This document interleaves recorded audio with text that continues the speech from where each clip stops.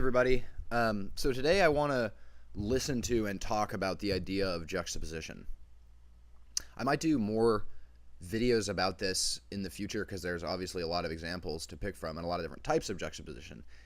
But today we're going to just look at a single, it's a piece that really, I think, represents juxtaposition on both a meta and micro level. It's a piece by William Byrd.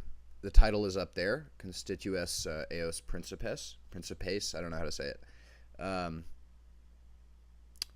So, juxtaposition, obviously, two entirely different musical ideas that are placed right next to one another.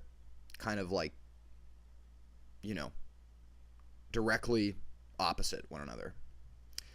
Now, there's a spectrum for this. Some ideas can be different, like in tone, but share core material between them. The form of variations, for instance, is basically this. Then there's music that shares, there's a consistent tone or mood, but the material changes. For instance, like the opening of Beethoven's 12th Quartet in E flat, with those famous opening chords, homophony, which is followed immediately by polyphony. The material differs, but the mood is built upon. It's basically of a piece. Another great example of juxtaposition and a different style of it is from 17th century England. And indeed in polyphonic music from the Renaissance in general, there are often absolute juxtapositions between ideas. New material, new texture, new mood. For instance, the fantasias of William Laws exemplify these type of juxtapositions. So when I was younger, one of the things I unwittingly espoused in my music was that musical interest was derived from nice bits of material which contrasted with one another. In the large scheme of things, that's not really untrue, but I consistently found that juxtaposing unrelated material deflated the energy of the music rather than continued it. And that feeling sucks. It's profoundly detrimental. So there are artists, of course, like John Zorn comes to mind, who've turned this principle on its head by having a lot of music. That is all juxtaposition. Juxtaposition in his hands doesn't seem amateur, but rather part of a larger concept. One might even say a philosophical concept that relates to many different aspects of modern life. And that's an element, in fact, of postmodernism. So one type of juxtaposition is about expressing intent.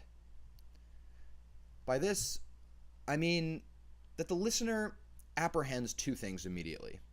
A, the composer's control of the situation, and B, the reason for the juxtaposition. A musically unsound reason for a juxtaposition is 'cause it sounds cool. The immediate sound might be novel, but I'm sure you've heard this many times. The aftershock is that the composer sort of displayed a lack of confidence. It's sort of tacitly understood. Lack of confidence in the material that he or she was working with, an inability to work further with the material, or a lack of technical control. And the spell has been forever broken. In a way, the fourth wall is broken. So I was so enamored of my ideas that I really wanted to cram a lot of them into a piece. And what does that display? It displays immaturity, and in the way I was doing it. And that's why control and intent is so important when juxtaposing material. The control of the overarching shape of the piece and the intent behind why you juxtaposed. Another type of juxtaposition is purely musical. It sheds light on the material that comes before and the material that comes after. It basically survives on the dichotomy between the two materials, and that's what gives it its energy, not a larger sense of form. This is the thing you often see in like polyphonic music and polyphonic fantasias. So I think it's one reason why polyphony kind of gave way to harmony, because there didn't, like the eventual sort of development of what we call sonata form reflects like a structure that gives people more satisfaction than just these juxtapositions that sound cool but don't really have like a larger point in a sense. Except in the absolute finest of polyphonic composers such as Purcell, who just overwhelmed you with the originality and abundance of his ideas and his technical skill in working with them, just the same way a great improviser does when he's leaping to a new idea, just because he overflows with ideas, and that's that, and you're just going to listen.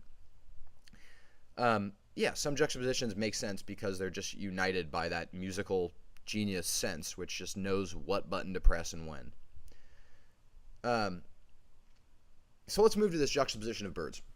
So this, like I said, this piece is called a Constitues Eos.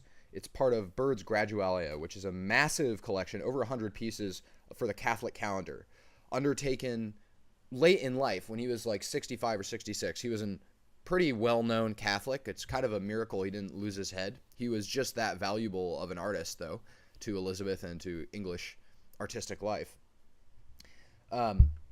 So it's important to understand what these juxtapositions, like where they occur, why it matters.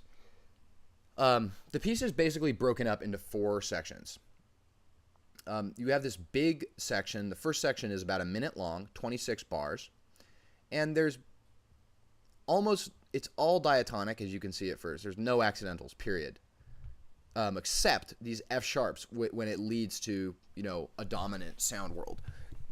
It's in C major, so going to G. I'm just going to use those terms for ease of use. I mean, they don't really apply to the music, but they're reflected in the music, even if those terms are not used. So yeah, we have this F sharp here in this first section. That lasts about a minute. Then we have another section, and it's essentially exactly the same in tone and technique and mood. And when we listen, we're going to start from this section. So here we go. It has this canonic opening. And no F sharps here, but in this section, a B flat is featured, is the accidental that's explored. So it was F sharp in the first section and B flat down here, and he highlights that by putting it right next to the B natural. So he draws your attention to it.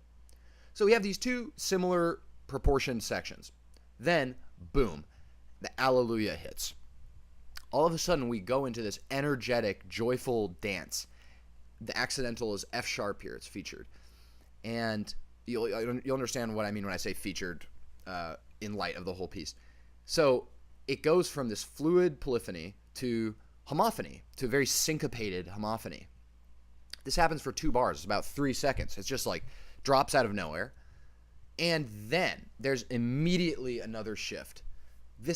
We go from the F sharp down to, wouldn't you guess it, a B flat. The second of the accidentals introduced in the second section just leads so directly into the subdominant sound world, which has not really been entered. Like, look at this, just fat F, just it hits you, and this B flat really leads you in there, and you're going to hear how it sounds. I mean, it just sounds like all these strands are just like unfettered and floating. It's a very, very powerful sound, especially after the kind of like rigid syncopated of the previous section.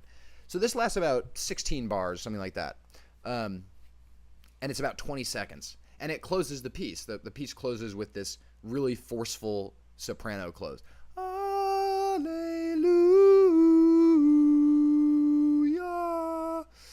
And anyway, and the world was never the same. So let's take a listen to this. Yeah, I'm going to start you from the second section. The one that features the B flat. Pro Patribus. Let's do it.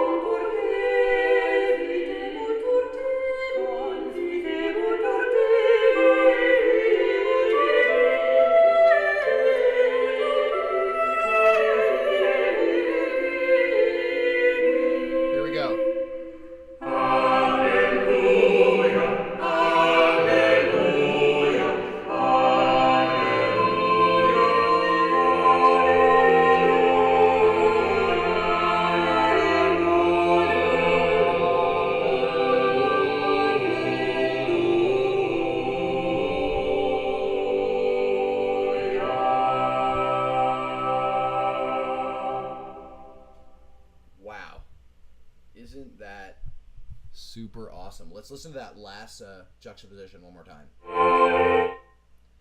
So note that he keeps your attention held with a single C. And it just enters into this new zone. Sorry, I gotta find the place here.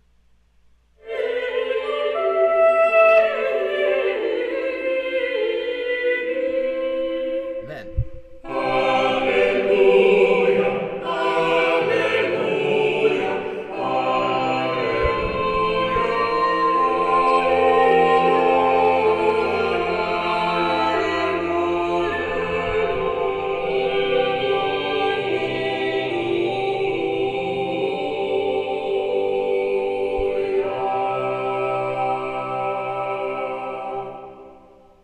Man, I hope you guys enjoyed that. I think it's really amazing how it goes to that rigorous dance rhythm and then just opens up into this, like, just feels like something is opening up. I mean, you can't really say any more than that. So what he's done here is, at the very end of the piece, he's opened up these two rapidly alternating different zones, and they both feature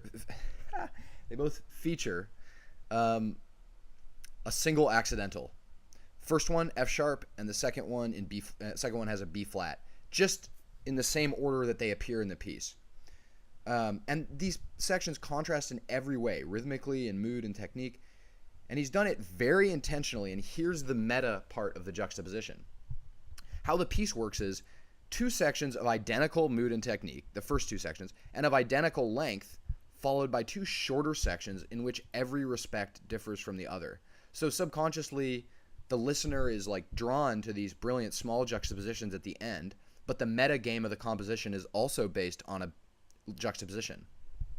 One of the dead giveaways of his technique is his careful control of when and where to use accidentals.